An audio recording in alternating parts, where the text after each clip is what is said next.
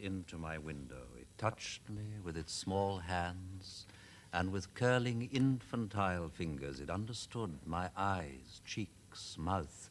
Its hands, slipping, felt of my necktie, wandered against my shirt and into my body, the sharp things fingered tinily my heart life.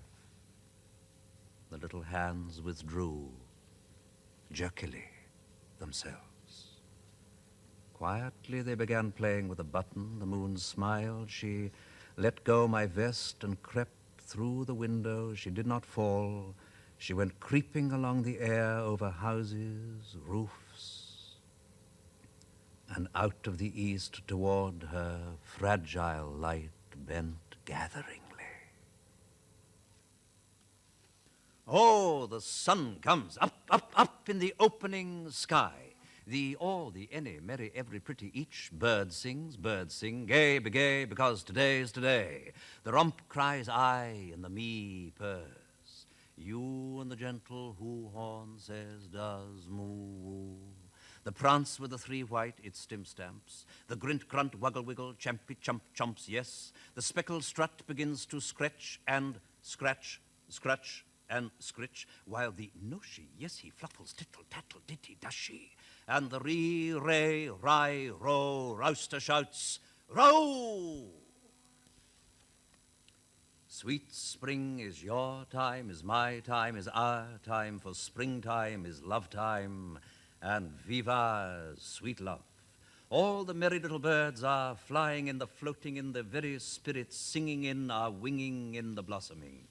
Lovers go and lovers come, a-wandering, but any two are perfectly alone, there's nobody else alive.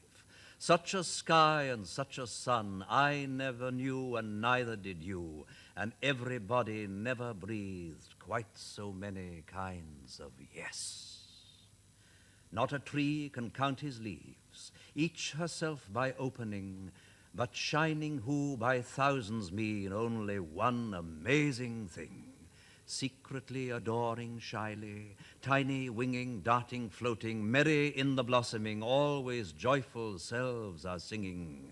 Sweet spring is your time, is my time, is our time, for springtime is love time, and viva sweet love. This may be as apt a moment as any to state that in the world of my boyhood, long, long ago, before time was space and Oedipus was a complex and religion was the opiate of the people and pigeons had learned to play ping-pong, social stratification not merely existed but luxuriated. All women were not, as now, ladies. A gentleman was a gentleman, and a mucker, as the professorial denizens of Irving and Scott Streets knew full well, since their lofty fragment of Cambridge almost adjoined plebeian Somerville, was a mucker. Being myself a professor's and later a clergyman's son, I had every reason to accept these conventional distinctions without cavil, yet for some reason I didn't. The more implacably a virtuous Cambridge drew me towards what might have been her bosom, the more sure I felt that soi-disant respectability comprised nearly everything which I couldn't respect, and the more eagerly I explored sinful Somerville. But while sinful Somerville certainly possessed a bosom, in fact bosoms, she also possessed fists which hit below the belt, and arms which threw snowballs containing small rocks. Little by little and bruised by teacup, my doubly disillusioned spirit made an awe-inspiring discovery which, on more than several occasions, has prevented me from wholly misunderstanding so-called humanity.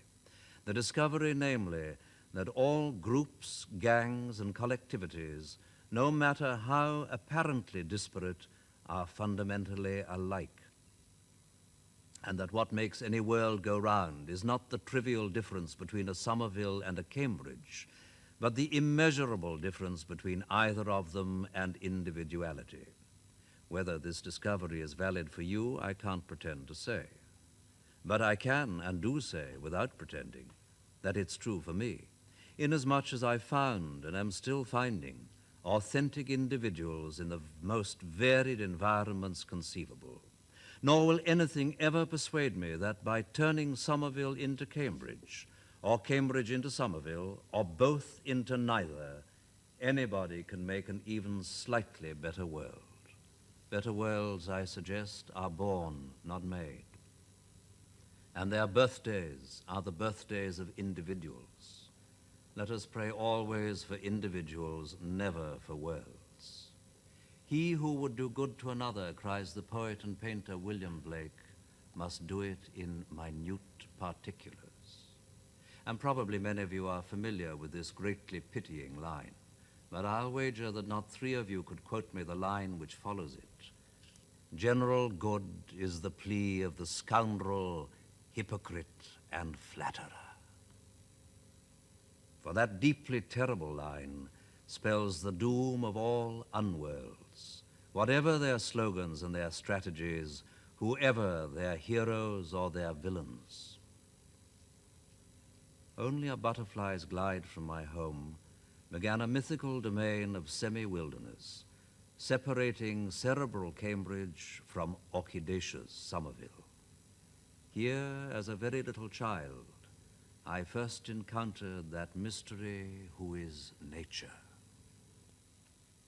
O sweet, spontaneous earth, how often have the doting fingers of prurient philosophers pinched and poked thee?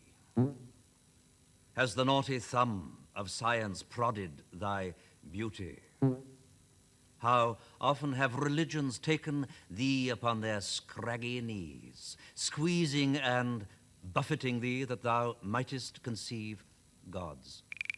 But true to the incomparable couch of death, thy rhythmic lover, thou answerest them only with spring. When faces called flowers float out of the ground, and breathing is wishing, and wishing is having, but keeping is downward and doubting and never. It's April, yes, April, my darling, it's spring. Yes, the pretty birds frolic as spry as can fly. Yes, the little fish gambol as glad as can be.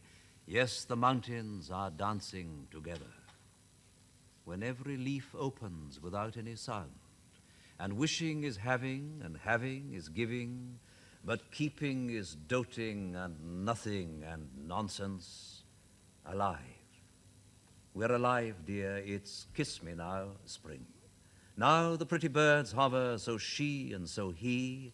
Now the little fish quiver, so you and so I. Now the mountains are dancing, the mountains. When more than was lost has been found, and having is giving, and giving is living, but keeping is darkness and winter and cringing. It's spring. All our night becomes day. Oh, it's spring. All the pretty birds dive to the heart of the sky. All the little fish climb through the mind of the sea. All the mountains are dancing, are dancing.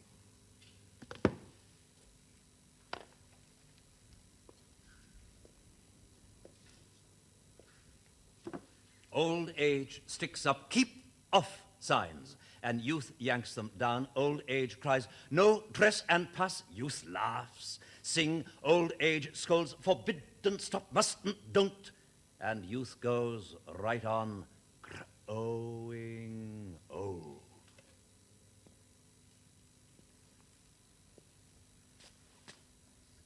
Plato told him he couldn't believe it. Jesus told him he wouldn't believe it. Lao Tzu certainly told him, and General, yes, ma'am, sure, man. And believe it or not, you told him, I told him, we told him. He didn't believe it. No, sir, it took a nipponized bit of the old 6th Avenue L in the top of his head to tell him.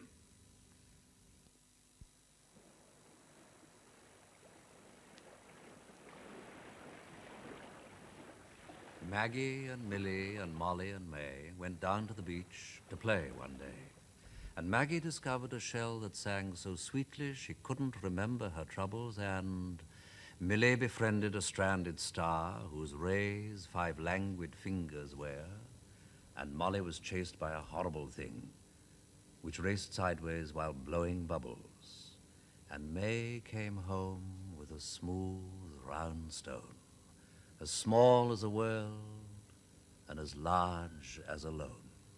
For whatever we lose, like a you or a me, it's always ourselves that we find in the sea.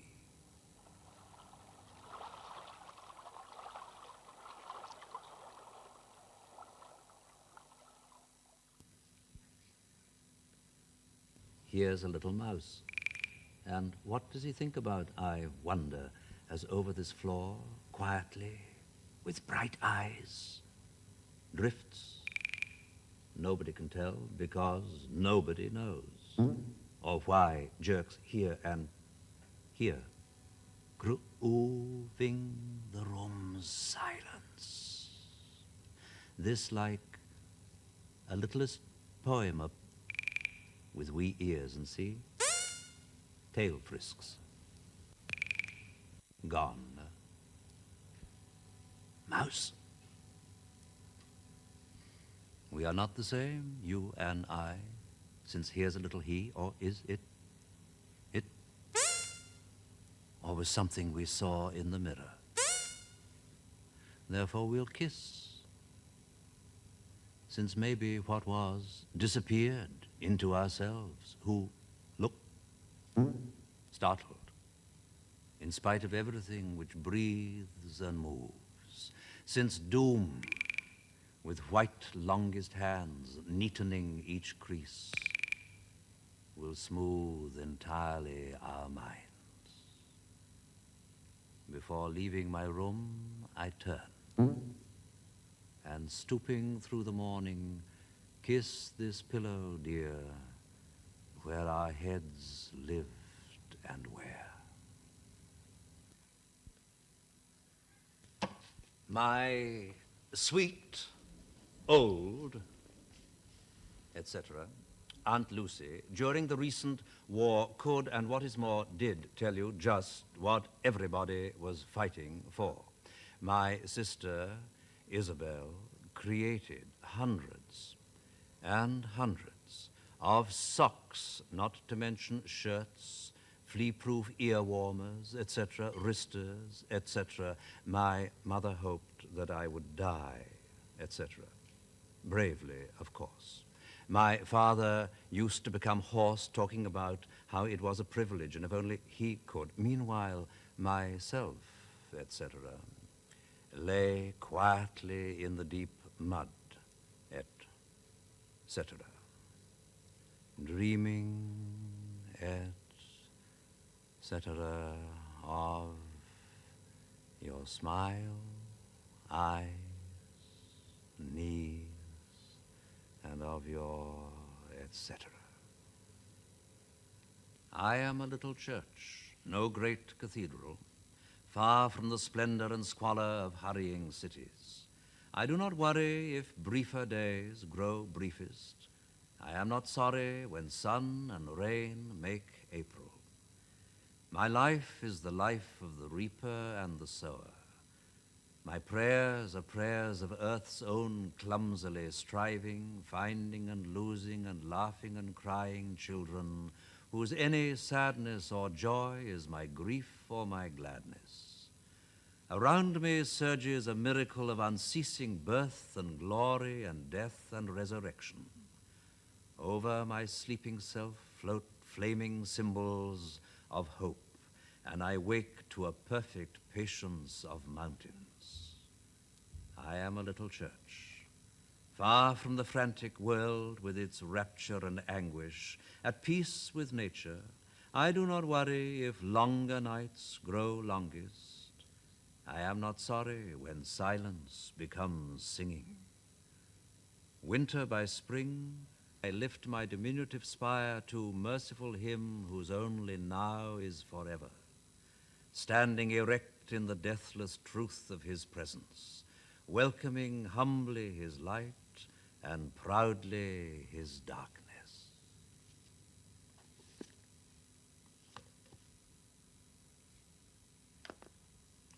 Yes is a pleasant country, if's wintry, my lovely. Let's open the year. Both is the very weather, not either, my treasure, when violets appear. Love is a deeper season than reason, my sweet one, and April's where we're. A man who had fallen among thieves lay by the roadside on his back, dressed in 15th-rate ideas, wearing a round jeer for a hat.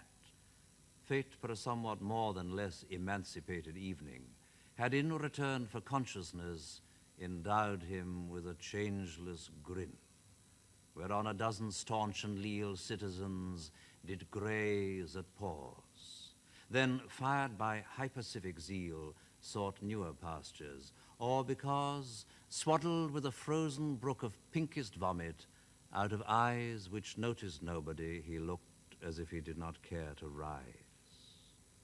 One hand did nothing on the vest. Its wide-flung friend clenched weakly dirt, while the mute trouser fly confessed a button solemnly inert. Brushing from whom the stiffened puke, I put him all into my arms and staggered, banged with terror, through a million, billion, trillion stars.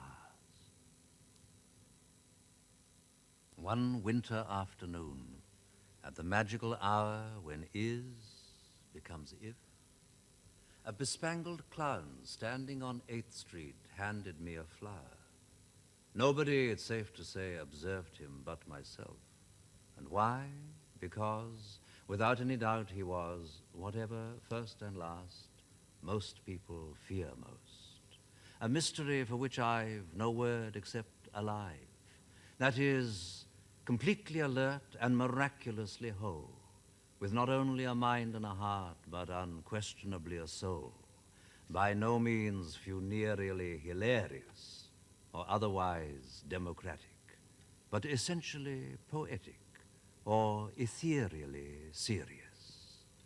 A fine, not a coarse clown. No mob, but a person.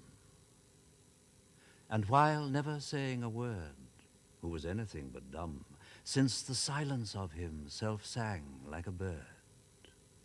Most people have been heard screaming for international measures that render hell rational. I thank heaven that somebody's crazy enough to give me a daisy.